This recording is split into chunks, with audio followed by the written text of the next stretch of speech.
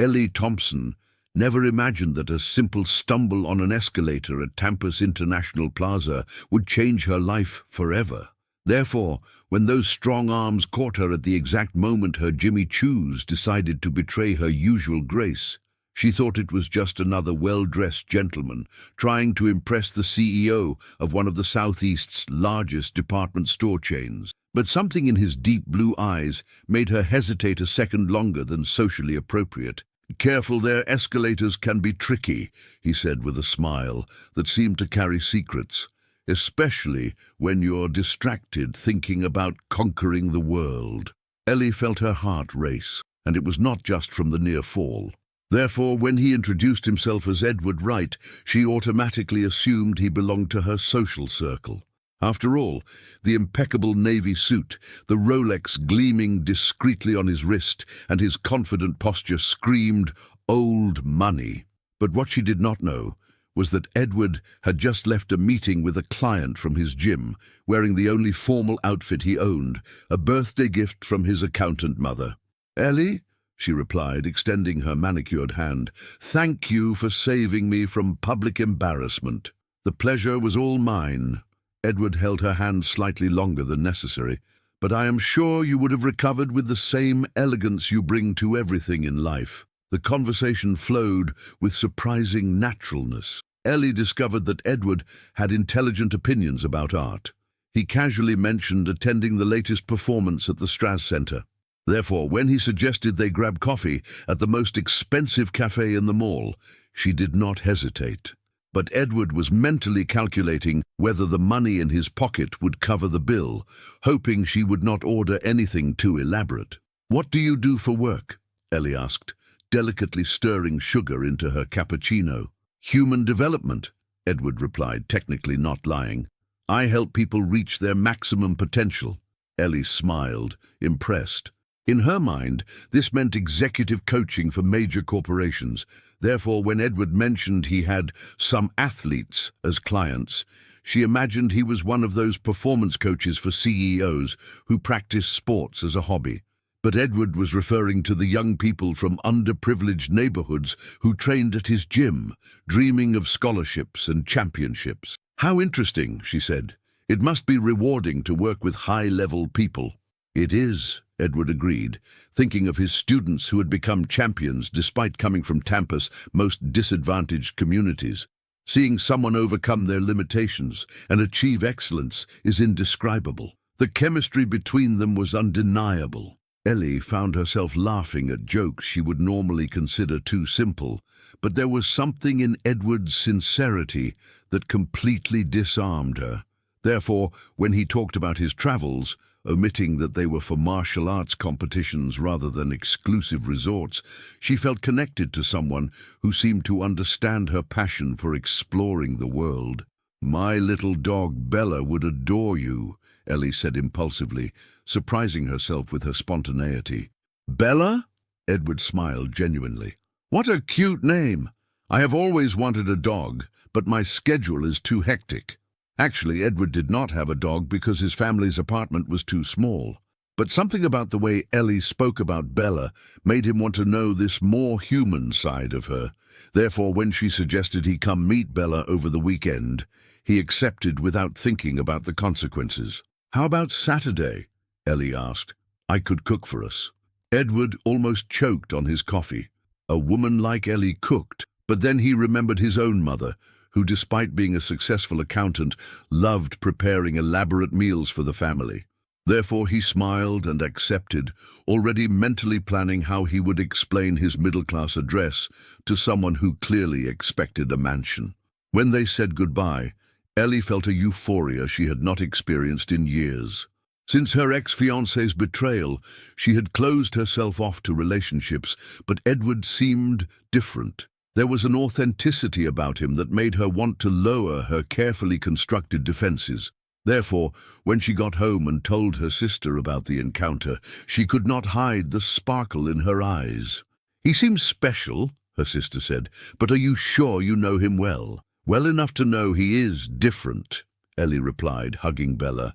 "Besides, what could go wrong? If she had known that Edward was at that exact moment explaining to his family that he had met an incredible woman, but omitting that she was a millionaire, perhaps she would have asked that question more carefully. But love, as she would soon discover, has its own rules, and sometimes the biggest secrets are revealed at the most unexpected moments.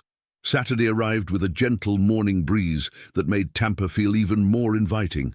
Ellie woke with that delicious anxiety in her stomach, the kind that makes you change outfits 3 times before deciding which casual look to wear to impress someone you want to think you are not trying to impress. Therefore, when she finally settled on designer jeans and a silk blouse that cost more than most people's monthly salary, she felt perfectly balanced between elegant and casual. "Bella, today you are going to meet someone special," she said to the small golden retriever, wagging her tail enthusiastically. "Be on your best behavior, okay?" Meanwhile, Edward was facing his own morning dilemma. How to dress for lunch at a clearly wealthy woman's house without looking like he was trying too hard. Therefore, he chose a simple button-down shirt and jeans, praying his mother would not start bragging about famous clients from her accounting firm when Ellie arrived. "Son, are you sure this Ellie will not find our house strange?" his mother asked, adjusting the potted plants in the living room for the 10th time. "Mom, relax," Edward replied. But inside he was equally nervous. She is a normal person. If he had known that Ellie was at that moment instructing her housekeeper about the special menu she had ordered from the city's finest restaurant, perhaps he would not have used the word normal with such conviction. But when Ellie sent the address, a mansion in Tampa's most exclusive neighborhood, Edward felt his stomach drop. Therefore, he lied about being late and left home an hour early, driving around the city to process what he had discovered. Edward's arrival at Ellie's house was a spectacle worthy of a romantic movie. When he parked his motorcycle in front of the electronic gate, the contrast between the simple vehicle and the imposing architecture of the residence was striking. But Ellie, who was waiting anxiously at the window, found the motorcycle charming. After all, in her mind, rich and modern men loved expensive and different toys. "What a beautiful bike," she said upon opening the door. "I have always wanted to ride one of those." Edward smiled, relieved. "Maybe I will teach you someday." Bella was the first to break the formality, running toward Edward as if she had known him for years. Therefore, when he crouched down to pet the little dog, Ellie felt her heart melt. There was something natural about his way with animals that revealed a gentle and authentic side. "She approved of you," Ellie laughed. "Bella has excellent instincts about people." "Animals have always understood me better than people," Edward confessed, not realizing he was revealing more about himself than he intended. The house tour was an interesting challenge. Ellie, wanting to be a good hostess, showed the rooms with discreet pride, but Edward was mentally calculating how many months of work at the gym would be needed to buy just one of the paintings on the wall. Therefore, when she casually mentioned that the pool had solar heating, he just nodded, pretending this was perfectly normal. "Your family must be very successful in business," Edward commented, trying to sound casual. "We have been blessed," Ellie replied modestly. "My father always says the secret is treating people well and working hard." Edward smiled genuinely. "My dad says the same thing about his store." "Your father has a store?" Ellie asked, curious. "Construction materials," Edward replied. "Nothing very glamorous, but he built everything from scratch." Ellie was impressed. In her mind, this meant a large chain of construction material stores. After all, Edward had mentioned his father had branches in other cities. Therefore, when he talked about family values and the importance of honest work, she felt even more connected to someone who seemed to share her principles. Lunch was served on the terrace, overlooking the impeccably maintained garden. Ellie had ordered sophisticated dishes, but Edward praised them with such sincerity that she thought he was being modest about his own culinary abilities. Therefore, when he offered to cook for her next time, she accepted enthusiastically, imagining she would see his penthouse in some upscale neighborhood. "Tell me about your athletes," Ellie requested, pouring more wine. Edward took a deep breath. "They are special people."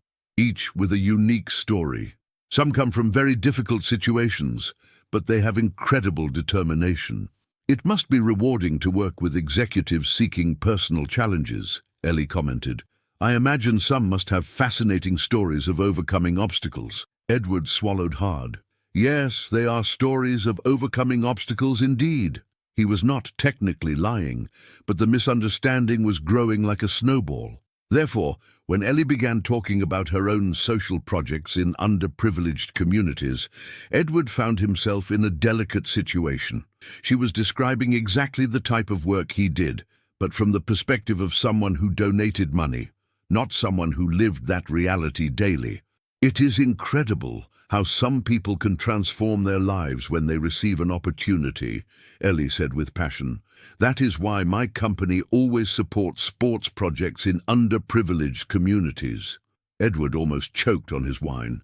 You support sports projects? Yes, especially martial arts. I believe sports teach discipline and self-esteem. The irony of the situation was becoming almost comical.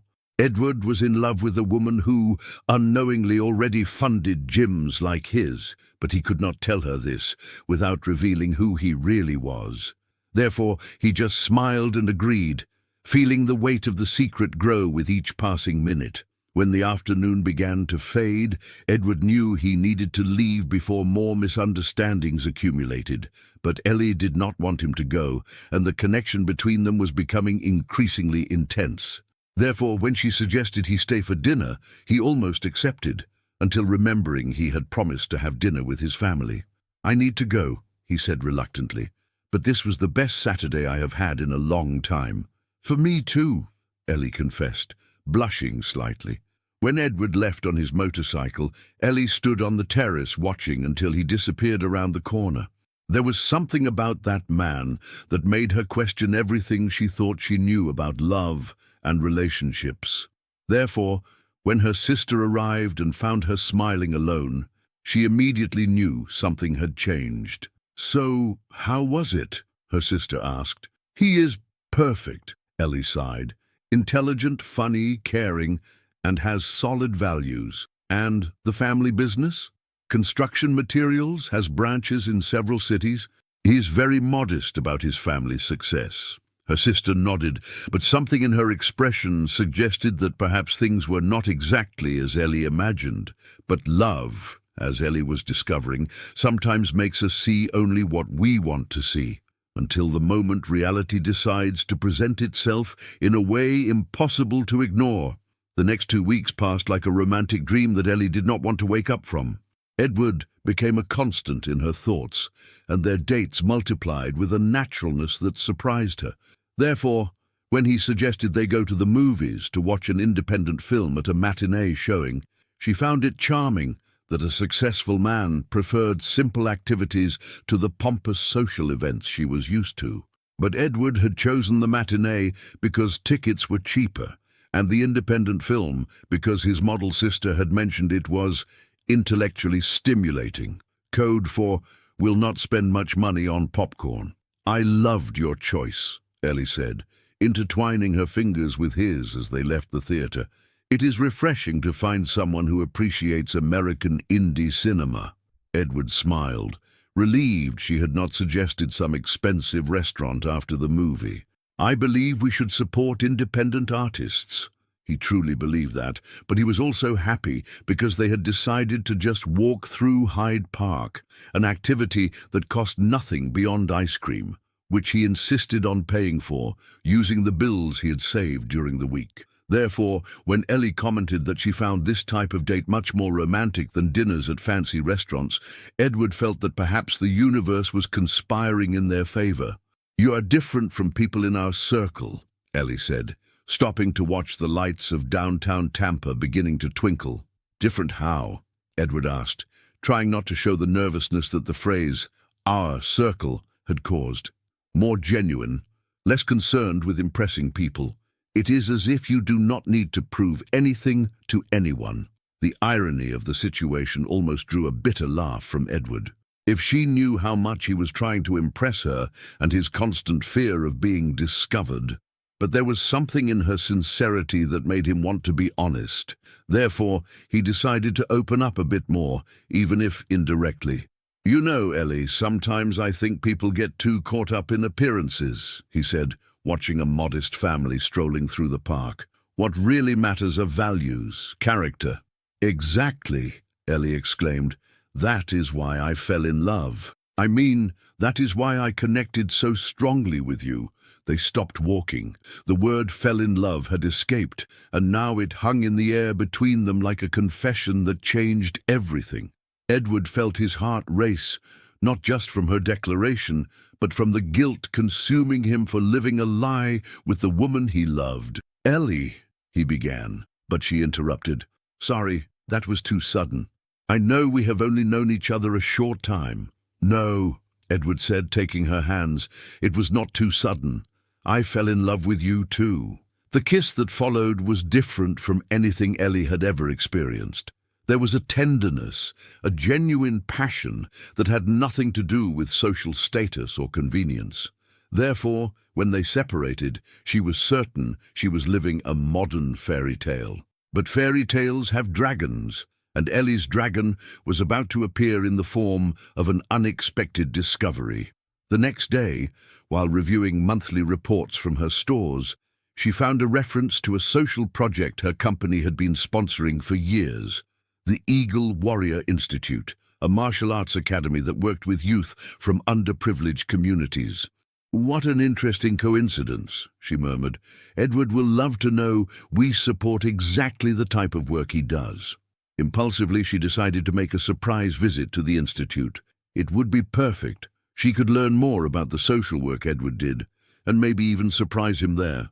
Therefore, on Thursday morning, she cancelled her meetings and headed to the address listed in the company files. The Eagle Warrior Institute was located in an area of Tampa that Ellie rarely visited, a middle-class neighborhood with narrow streets and simple buildings. When she parked her BMW in front of the location, some children approached curiously to admire the car. But it was upon entering the building that Ellie felt the first tightness in her chest. "Can I help you?" asked a young and friendly receptionist. "I would like to speak with the person in charge," Ellie said. "My company sponsors you, and I wanted to learn more about the work you do." "That is great. I will call Edward. He is the owner here." Ellie felt the world spin. Edward, the same Edward. But before she could fully process the information, she heard a familiar voice coming from the mat area in the back. "Focus, Pedro. The movement has to come from your core, not your arm." It was Edward, dressed in a simple jai, training a group of teenagers who clearly did not belong to the economic elite. Ellie hid behind a column, watching the man she had fallen in love with in his natural environment, and what she saw left her even more confused. Edward was different there, more relaxed, more himself. He laughed easily, hugged students who mastered new moves, and there was a naturalness in his gestures that contrasted with the subtle tension she had noticed during their dates. Therefore, when he approached a boy who was clearly frustrated with his performance, Ellie heard words that made her question everything she thought she knew about him. "Hey, Carlos, remember where you came from? 6 months ago you could not even do a somersault. Today you are here, training for the state championship. This is not about having money or coming from a structured family. It is about not giving up on yourself." Ellie felt tears in her eyes. They were not tears of sadness or anger, but of sudden and painful understanding. Edward was not the performance consultant for executives she had imagined. He was exactly what he said he was, someone who helped people reach their maximum potential. But these people were underprivileged children and teenagers, not millionaire CEOs. "Excuse me," the receptionist touched her shoulder. "Are you okay?" Ellie turned, trying to compose herself. I am fine. Actually, I think I made a mistake. This is not the institute I was looking for." She left quickly before Edward could see her. In the car, with her hands trembling on the steering wheel, Ellie tried to organize her thoughts. Had Edward lied to her? Or had she assumed things he never said? Therefore she tried to remember all their conversations, looking for direct lies, but found only half-truths and misunderstandings. He really did help people reach their potential. He really worked with athletes. He really traveled for work. His family really had a store with branches. Technically, he had not lied about anything. She was the one who had constructed a luxury version of his reality. But if Edward was not rich, why had he not corrected her assumptions? Why had he allowed her to believe in a fantasy? And more importantly, if he did not have money, what did he really want with her? These questions echoed in her mind when her phone rang. It was Edward. "Hi, my love." His voice sounded as caring as always. "I was thinking about you. How about dinner tonight? I can cook for you, as I promised." Ellie hesitated. Part of her wanted to confront him immediately, but part of her wanted to understand the situation better before acting impulsively. Therefore, she decided to accept the invitation. It would be the perfect opportunity to see where and how Edward really lived. "Sure," she said, trying to keep her voice normal. "I cannot wait to see your place." When they hung up, Ellie knew that night would change everything between them. The question was, for better or worse? Because one thing she had discovered watching Edward at that academy, she had not fallen in love with a millionaire disguised as a simple person. She had fallen in love with a simple person she had imagined to be a millionaire, and now she needed to decide if that made any difference to how she felt about him. The address Edward sent led Ellie to a middle-class apartment complex in Tampa, far from the upscale neighborhoods where she imagined he lived. Therefore, when she parked her BMW in front of the simple but well-maintained building, she felt a mixture of nervousness and curiosity. Was this really his home, or another misunderstanding in her growing collection? Edward was waiting for her at the building's entrance, and Ellie noticed he seemed more relaxed than ever, perhaps because he was on familiar territory. But when he greeted her with a loving kiss, she perceived a different tension in his eyes, as if he too was about to reveal something important. "Come on, I want you to meet my family," he said, intertwining his fingers with hers. "Your family?" Ellie asked, surprised. He had mentioned they lived together, but she imagined it was temporary, like many young executives who remained in their parents' home for convenience. "Yes, my parents and my sister. I hope you do not mind. They are anxious to meet you." Ellie climbed the 3 flights of stairs, trying to reorganize her expectations. The apartment was cozy and well-decorated, but clearly not the penthouse she had imagined. Therefore, when the door opened and an elegant middle-aged woman greeted her with a warm smile, Ellie felt she was finally seeing the truth about Edward. "Ellie, what a pleasure to meet you," said Edward's mother. "Edward cannot stop talking about you. I am Isabel, mother of this stubborn boy." "The pleasure is mine, Mrs. Wright," Ellie replied, immediately noticing the woman's genuine warmth. The home was small but welcoming, full of family photos and martial arts trophies that Ellie now understood belonged to Edward, but it was when she met his father that the pieces finally fell completely into place. "So you are the Ellie who turned my son's head," said Mr. Paul, a simple and direct man. "I have worked with construction materials for 30 years, and I can say Edward inherited from me the taste for building solid things." Ellie smiled politely, but inside she was processing the reality. The store with branches was probably a local store with 2 small branches. Nothing wrong with that, but very different from the business empire she had imagined. Therefore, when Edward appeared in the living room wearing an apron with red pepper prints, she almost laughed at the surreal situation. "Dinner almost ready," he announced. "I hope you like home cooking." The meal was one of the most pleasant Ellie had had in a long time. Edward's family was welcoming, fun, and interesting. Isabel told funny stories about her accounting firm clients. Paul demonstrated his impressive knowledge of local architecture, and even Edward's model sister, who Ellie discovered was much more down-to-earth than expected, contributed hilarious anecdotes about the fashion world. But it was watching Edward interact with his family that Ellie had her biggest revelation of the night. He was genuinely happy there, laughing at inside jokes, helping serve food, and treating everyone with the same affection and respect he showed her. There was nothing forced or performative. It was simply him being himself. "Edward told us you work in retail," Isabel said, serving more wine. "It must be challenging to manage a large chain." Ellie almost choked. He told you that?" "Yes, we were impressed," Paul added. "It cannot be easy to be so young and have so much responsibility." Edward turned red. "Dad, you do not need to—" "What?"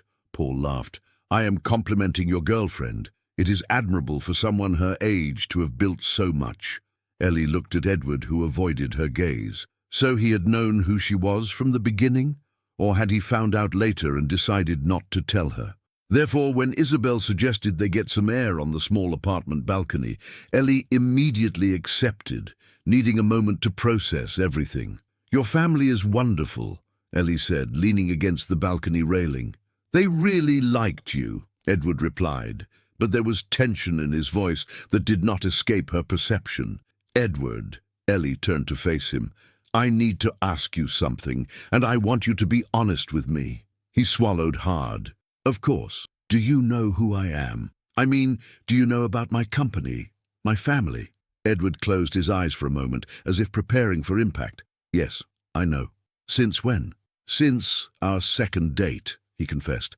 "I Googled your name after you mentioned your store chain. Ellie Thompson, CEO of Thompson & Co., one of the largest retail chains in the Southeast." Ellie felt a mixture of relief and irritation. Relief because he had not lied about knowing her. Irritation because he had allowed her to continue assuming things about him. "And why did you not tell me the truth about yourself?" "Because I was afraid," Edward said simply. "Afraid you would lose interest if you knew I am just a martial arts instructor who lives with his parents." "Just a martial arts instructor?" Ellie repeated. "Edward, you run an institute that transforms lives, train champions, do incredible social work.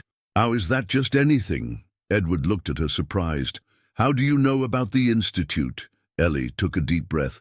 "Because my company has been sponsoring you for years. I went there this morning. I wanted to surprise you." Now it was Edward's turn to be shocked. "You were there, and you saw me. I saw you training those boys, saw how they admire you, how you genuinely care about them," Ellie said, feeling tears in her eyes. "And I understood why I fell in love with you."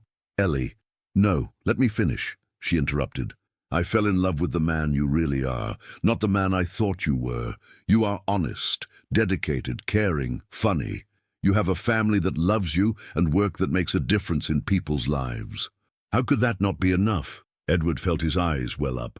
"Because you are Ellie Thompson. You have an empire, a mansion, a completely different world from mine. What would a woman like you want with a guy like me?" "A woman like me?"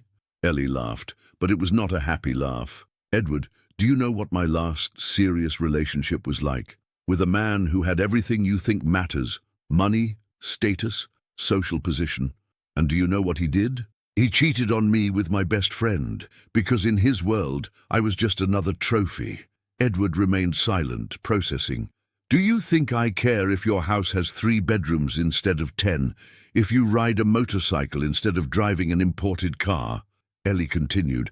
"What matters to me is that you make me laugh, make me feel special, show me there are still good men in the world. But our social difference, it is just money, Edward. Money does not define character, does not define love." Ellie held his hands. "The question is, are you with me because you like me or because I am rich?" "How can you ask that?" Edward said, visibly shocked. "Ellie, I fell in love with you before I even knew your last name.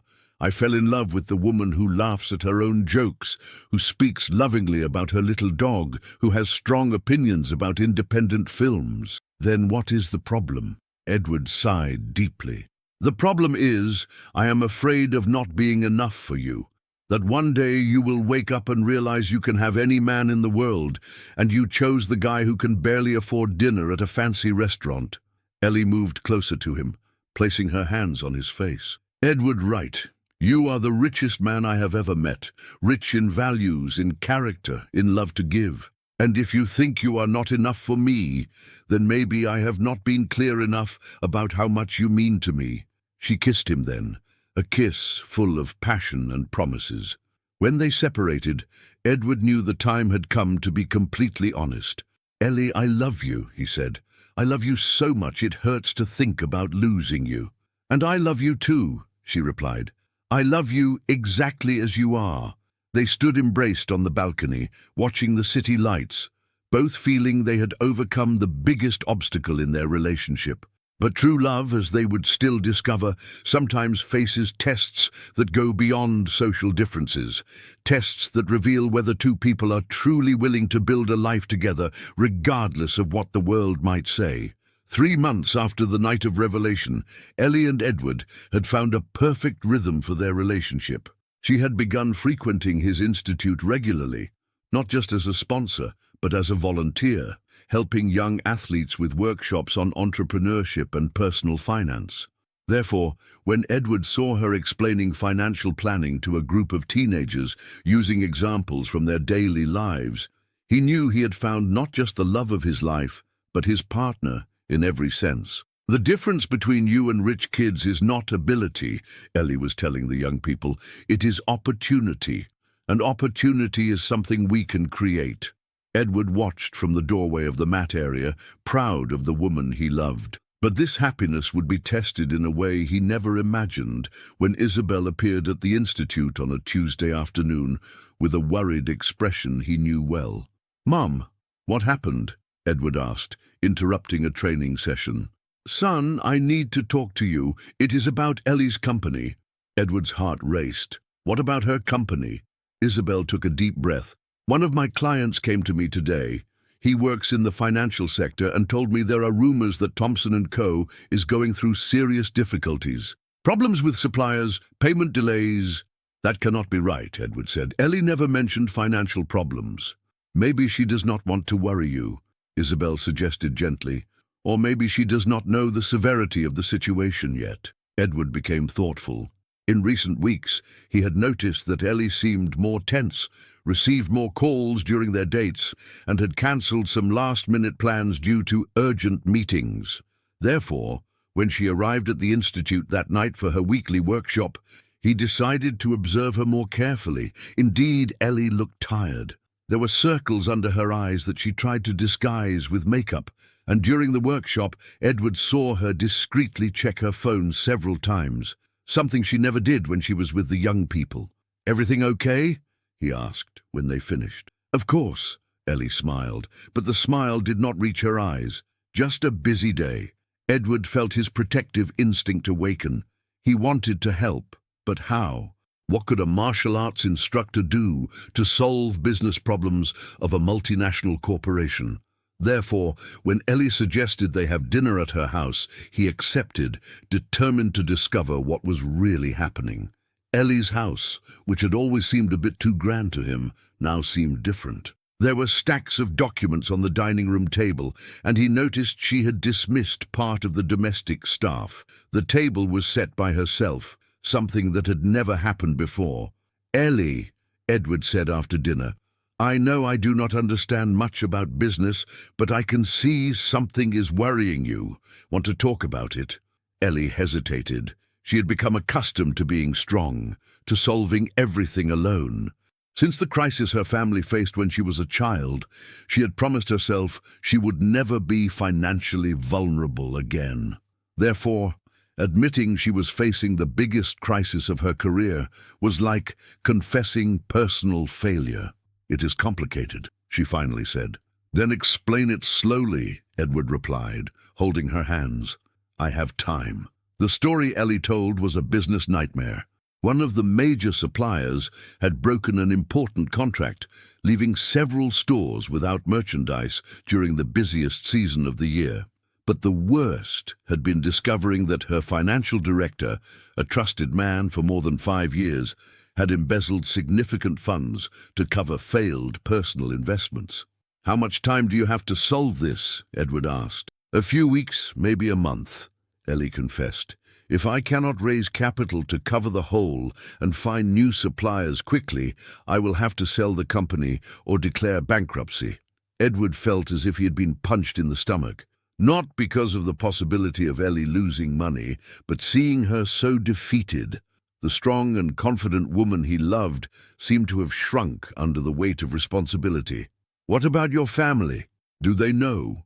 "My father is trying to help with the dealership as collateral for loans, but it is not enough. My mother is using her contacts in journalism to try to minimize damage to the company's image," Ellie sighed. "But Edward, I built all this.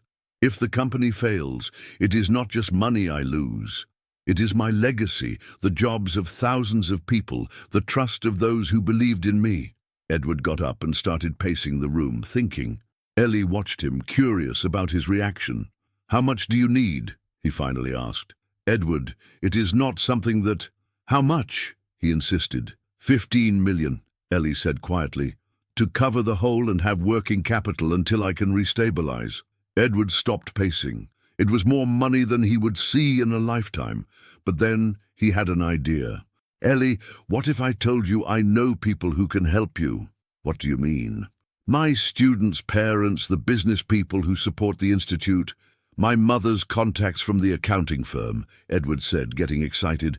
"Maybe individually they do not have 15 million, but together—" Ellie looked at him incredulously. "Edward, are you suggesting I ask for money from people who barely know me?" "I am suggesting you accept help from a community you helped first," Edward corrected. "How many young people from the institute got scholarships because of your programs? How many families benefited from your company's social projects?" Ellie had never thought of it from that angle. For her, social work was a natural responsibility, not an investment in relationships. "Besides," Edward continued, "you would not be asking for charity. It would be an investment. These people would believe in you because they know your character, your work, your integrity." Ellie felt tears in her eyes. "Edward, I cannot ask for that." "Then I will ask," he said simply. "I will ask on behalf of the woman I love, who deserves a second chance to show the world what she is capable of." At that moment, Ellie understood something fundamental about true love. It was not about having someone who would support you when you fell. It was about having someone who believed in you enough to help you get back up. Therefore, when Edward began making calls that very night, gathering a support network she did not even know existed, Ellie knew she had found not just a companion, but a true life partner. "Are you sure you want to do this?" she asked, watching him organize a contact list. "Ellie," Edward stopped and looked into her eyes, "you taught me that love is not about being afraid of not being enough. It is about being brave enough to fight for what you believe in. And I believe in you." Edward's campaign to save Ellie's company would be something they would remember for the rest of their lives, not just for the result, but for what it revealed about the strength two people can have when they face challenges together. Epilogue. 2 years later, Ellie stood on the terrace of the new institute she and Edward had inaugurated together, an expansion of the original project that now served more than 500 young people across 3 locations in Tampa. The company had not only survived the crisis, but had prospered in ways she never imagined possible. Therefore, when Edward appeared behind her carrying 2 cups of coffee and wearing the wedding ring that still made her smile every time she saw it, Ellie knew she had made all the right decisions. "What are you thinking about?" he asked, embracing her from behind. "About how funny life is," Ellie replied, leaning into his chest. 3 years ago, I thought I knew exactly what I wanted. A rich, successful man from my social circle. And now? Now I know what I really wanted was someone who would make me a better person." She turned to kiss him. "Someone who would show me that true wealth has nothing to do with money." Edward smiled. "To tell you the truth, I learned a few things too." "Like what?" "Like the fact that it is not money that defines whether someone is worthy of love," he said. "It is the ability to love truly, without conditions, without fear." Down below on the mat, they could hear the animated voices of young athletes preparing for the afternoon training. Some of them now studied at universities with full scholarships. Others had opened small businesses with microcredit from the entrepreneurship program Ellie had created. But they all carried with them the lessons they had learned in that place, that a person's value is not measured by what they have, but by what they are capable of giving. "You know what is the funniest thing?" Ellie said, watching a group of new children arriving for their first class. "What? I really thought it was high-class love," she laughed. "And I was right. I just did not know that high class had nothing to do with money." Edward kissed her again, knowing she was referring to nobility of character, generosity of spirit, the courage to love without reservations. Therefore, when Isabel called from downstairs that lunch was ready, the Sunday family tradition had expanded to include Ellie as an official family member. They went down hand in hand, knowing they had found the most valuable wealth of all, a love built on solid foundations of trust, respect, and mutual admiration. The table was set for 12 people: Edward's family, Ellie's family, and some of the young athletes who had become part of the extended family they had created together. While everyone chatted animatedly about upcoming championships, new social projects, and plans for family vacations, Ellie looked around and realized she had found something she did not even know she was looking for: a true home. "Now I understand," she whispered to Edward while they served the dessert his mother had prepared. "Understand what? Why that stumble on the escalator was the best accident of my life." Edward smiled, remembering the day their lives intertwined in an apparently casual way, but which they now knew had been destiny conspiring to unite two people who needed each other more than they imagined. "It was not an accident," he said, kissing her forehead. "It was the universe being kind to us." And as the sun set over Tampa, painting the sky with golden tones that reflected in the Institute's windows, Ellie and Edward knew they had written a love story that proved a simple but powerful truth. True love does not see social differences, does not care about bank accounts, and does not need lies to flourish. It just needs two people brave enough to be true to each other and to themselves.